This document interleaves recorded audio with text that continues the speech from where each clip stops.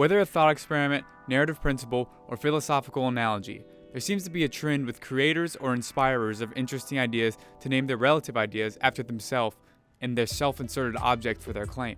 These ideas of the arts are commonly taught in school, or at least mentioned, and can be seen as timelines for their respective specialties. I find the format of the naming intriguing and interesting that each of them have a loose connection through the liberal arts. So let's delve into 3 examples of this naming format throughout history.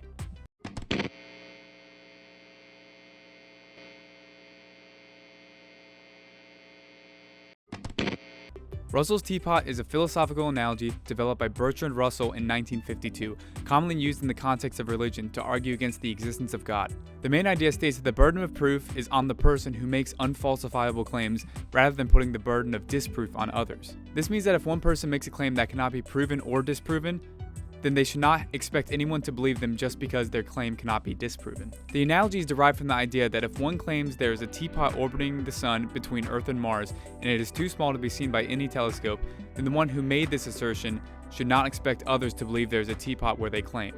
From this viewpoint, you can see why Russell uses this analogy to disprove the existence of God. He thinks that since the existence of God can't be proved or disproved by the believers, then he should have no reason to believe in God's existence. This analogy is often criticized for its simplicity, which is also one of its appealing attributes for understanding Russell's argument. It's argued that the analogy is flawed because the believer and non-believer are only disagreeing on one single variable about the universe, where in reality, a believer and non-believer have overlapping agreements and multiple disagreements. In the present, it is an idea that is often built off of to create more concrete assertions or used as parody in popular media.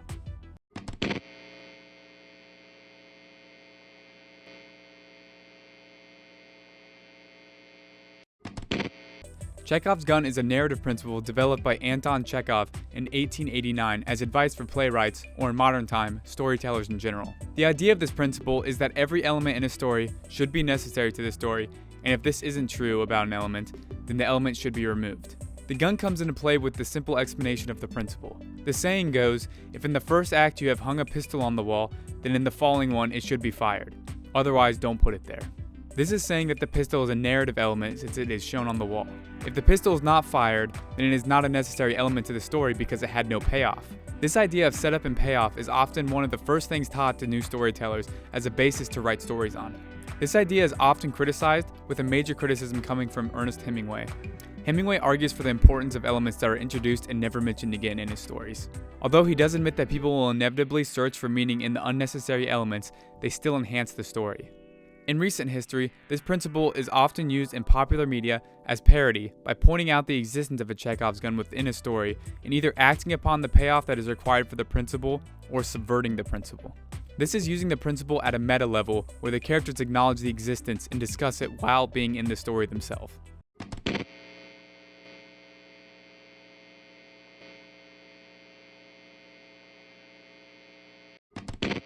Occam's razor is a philosophical problem-solving principle named after William of Occam, spelled differently, when it was formulated by John Punch in 1639. It states that the solution to a problem is usually best when constructed with the smallest set of elements. The original Latin translation of the principle is entities must not be multiplied beyond necessity, which is usually paraphrased as the simplest explanation is usually the best one. The razor in the principle's name refers to a metaphorical razor shaving away unnecessary assumptions or cutting apart similar conclusions. Earlier formulations of this principle, before it had been formally formulated, can be seen as far back as Aristotle, more than a millennium and a half before William of Occam was even born. It had been used by many other philosophers up until William of Occam was born. William was given the honor of having the principle named after him because of his abundant use of the principle, along with how effective he was with using it.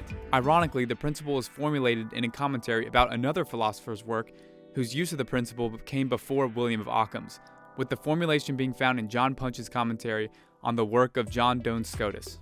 A justification for the principle uses probability theory to say that all assumptions increase error, so if an assumption does not increase the accuracy of a theory, then it only increases the probability that the theory is wrong. Therefore, one should reduce the assumptions to the smallest set needed. The principle is famously used in theories in philosophy, the scientific method, biology, religion, statistics, and in more recent times, it is used as a principle in software development to improve efficiency. However, as of recently, since our understanding of the physical universe has improved, the idea of Occam's razor seems to be rejected. As we learn more about the universe, the deeper we look, the more complex the system of physics become.